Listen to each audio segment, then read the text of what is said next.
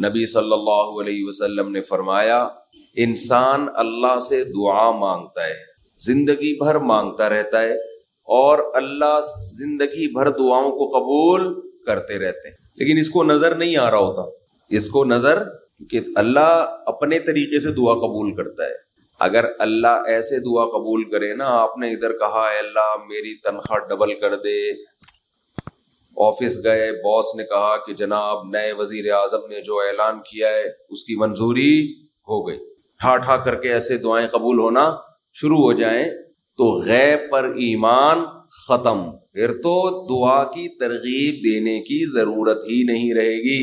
سب لوگ مصلی لے کے مسجد میں آ جائیں گے، سارا دن دعائیں مانگتے رہیں گے کہ اللہ سے جو مانگو ملتا ہے، خربوزہ مانگو خربوزہ ملتا ہے، تربوز مانگو تربوز ملتا ہے، افطاری میں پکوڑے مانگو پکوڑے ملتے ہیں، سموسے مانگو بھوک لگ رہی ہے کیا کریں سموسے ملتے ہیں، جو مانگو وہ ملتا ہے۔ تو دعائیں تو لازمی قبول ہوتی ہیں، لیکن انداز وہ ہوتا ہے جو اللہ کرتے ہیں۔ اللہ کہتے ہیں میں اپنے طریقے سے کروں گا۔ اب اس کی بڑی لمبی چوڑی تفصیل ہے کہ کیسے قبول ہوتی ہے۔ بعض دفعہ جو چیز مانگ رہے ہیں اللہ وہی دے دیتا ہے آپ کو، بعض دفعہ اس کا متبادل دے دیتا ہے، آلٹرنیٹ دے دیتا ہے، بعض دفعہ نہ آلٹرنیٹ دیتا ہے نہ وہ چیز دیتا ہے۔ کوئی مصیبت آنے والی ہوتی ہے، اس دعا کی برکت سے اس مصیبت کو ٹال دیتا ہے۔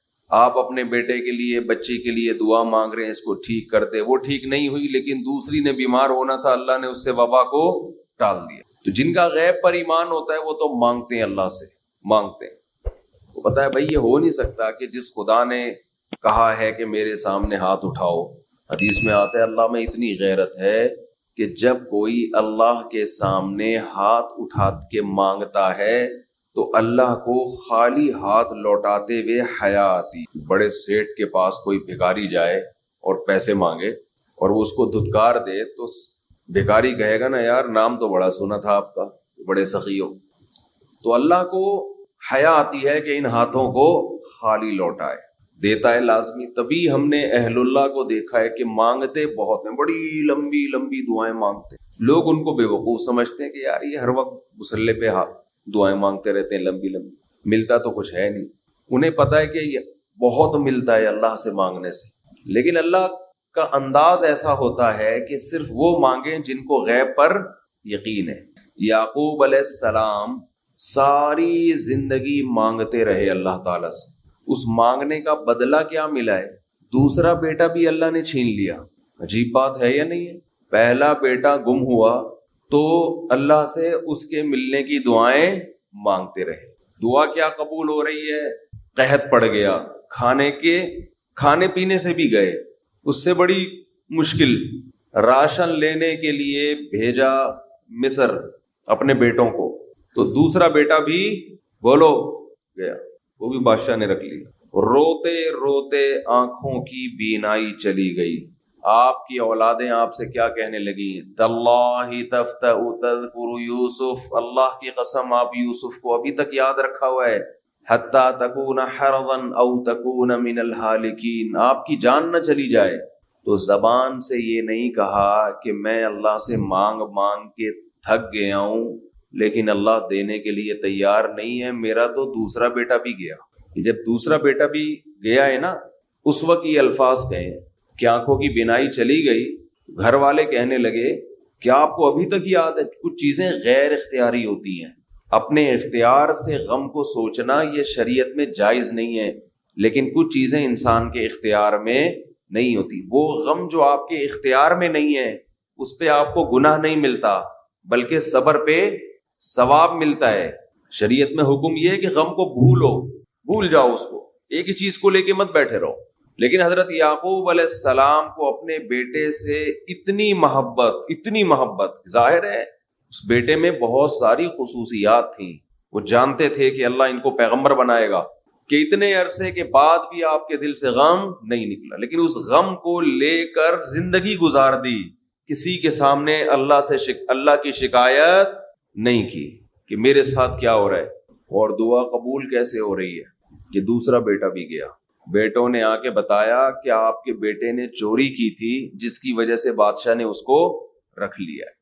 قال بل سولت لکم، بل سولت لکم انفسکم امرا، باپ نے کہا تم نے جیسے پہلے ایک کہانی گڑھی تھی دوبارہ سے ایک کہانی گڑھ لی ہے.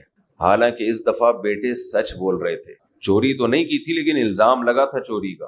تو یعقوب علیہ السلام نے دوسرے بیٹے کے جانے پہ ایک لفظ ناشکری کا زبان سے نہیں نکالا، بلکہ کیا کہا، انما اشکو بثی وحزنی الی اللہ واعلم من اللہ ما لا تعلمون. میں اپنا غم تمہارے سامنے بیان نہیں کرتا، صرف اللہ کے سامنے بیان کرتا ہوں، اور اللہ کے بارے میں وہ کچھ جانتا ہوں جو تم نہیں جانتے. کیا مطلب؟ وہ مجھے تسلی دے رہا ہے، اس میں خیر ہوگی. ہمارا کام ہے مانگنا، ہم بھکاری ہیں. یہ تو ملحد اور خدا کے منکر لوگ ہیں جو مسلمانوں کا مذاق اڑاتے ہیں کہ یہ دعائیں مانگتے ہیں اور ان کو ملتا کچھ نہیں ہے. او بھائی، ہمیں اس سے غرض ہی نہیں ہے کہ رب کیسے دے رہا ہے. ہمیں اس نے پابند بنا دیا مانگو، تو ہمیں اہل اللہ کو تو مزہ اس سے آتا ہے کہ اس نے ہمیں بول دیا مانگو، وہ نہ بھی دے، مانگنا ہی ہمارے لیے سب کچھ ہے. تو میں جو بات عرض کر رہا تھا وہ یہ تھی کہ یعقوب علیہ السلام مانگتے رہے، پھر دوسرا بیٹا بھی چھن گیا. کوئی لفظ مایوسی کا زبان سے نہیں نکالا. تو حدیث میں آتا ہے کہ ایک بندہ مسلسل دعا مانگتا ہے اور اللہ قبول کرتا ہی رہتا ہے، یہاں تک کہ یہ بندہ ایک دن زبان سے ایک لفظ نکالتا ہے، کیونکہ اس کو قبول ہوتے ہوئے نظر نہیں آ رہی ہوتی نا دعا. یہ زبان سے کیا لفظ نکالتا ہے کہ میں دعا مانگتا ہوں مگر اللہ قبول بولو نہیں کرتا. جیسے معاذ اللہ نقل کفر کہ یعقوب علیہ السلام اگر کہہ دیتے کہ اللہ کئی سال سے دعا مانگ رہا تھا بیٹا مل جائے، مگر تو نے تو دوسرا بھی چھین لیا، لہذا ثابت یہ ہوا کہ میں مانگتا تو ہوں لیکن اوپر والا قبول بولو نہیں کرتا. اگر یہ لفظ زبان سے نکالتے جیسے کہ آج کل لوگ نکالتے ہیں زبان سے، تو حدیث میں آتا ہے یہ جو جملہ زبان سے نکالا ہے اس کے بعد سے اللہ قبول کرنا چھوڑ دیتے. اس سے پہلے ہو رہی تھی، آپ نے یہ لفظ کہہ دیا اس کو ہلکا سمجھ کے.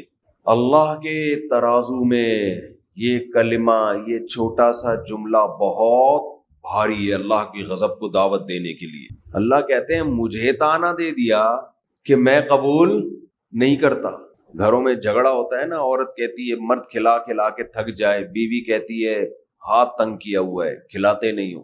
بعض دفعہ آدمی کو غصہ آتا ہے کہ اب میں ہاتھ اپنا تنگ کر کے دکھاؤں گا، اب انڈے نہیں لے کر آؤں. میں کہتا ہوں چنگیز خان بھی، اگر کوئی چنگیز خان کی اولاد ہے نا، اس میں بھی اتنی طاقت نہیں ہے کہ بیوی کہے کہ 6 انڈے چاہیے اور وہ ان 6 کو 4 کر کے دکھا دے کہ نہیں آج 4 انڈے آئیں گے 6 نہیں آئیں گے. کوئی ہے ایسا مائی کا لال؟ کوئی ایسا مائی کا لال پیدا نہیں ہو. تو استنبول کیسے فتح کرو گے؟ صحیح، استنبول کیسے فتح کرو؟ سلطان محمد فاتح نے استنبول فتح کیا تھا نا. ایک بڑے بزرگ نے بڑی اچھی بات کہی کہ فرعون نے ہزاروں بچوں کو قتل کیا اور بنی اسرائیل کے نا، لیکن موسیٰ علیہ السلام جب صندوق سے نکلے فرعون نے ارادہ کیا اس کو بھی قتل کروں. فرعون کی بیوی نے کہا لا تقتلوہ، اسے قتل مت کرو. فرعون نے کہا اچھا فرعون نے کیا کہا؟ ٹھیک، it is okay, no problem. سمجھتے ہو؟ تو یہ ہمارے لیے بڑی تسلی کی بات ہے، یہ ہمارے لیے بڑی تسلی کی بات کہ جب فرعون جیسا آدمی گھر میں فرعون نہیں تھا تو ہم اور آپ کس کھیت کی مولی ہیں یار. چلتے رہو جیسے زندگی گزار رہے ہو، جتنے انڈے کہے ہیں اتنے لے آیا.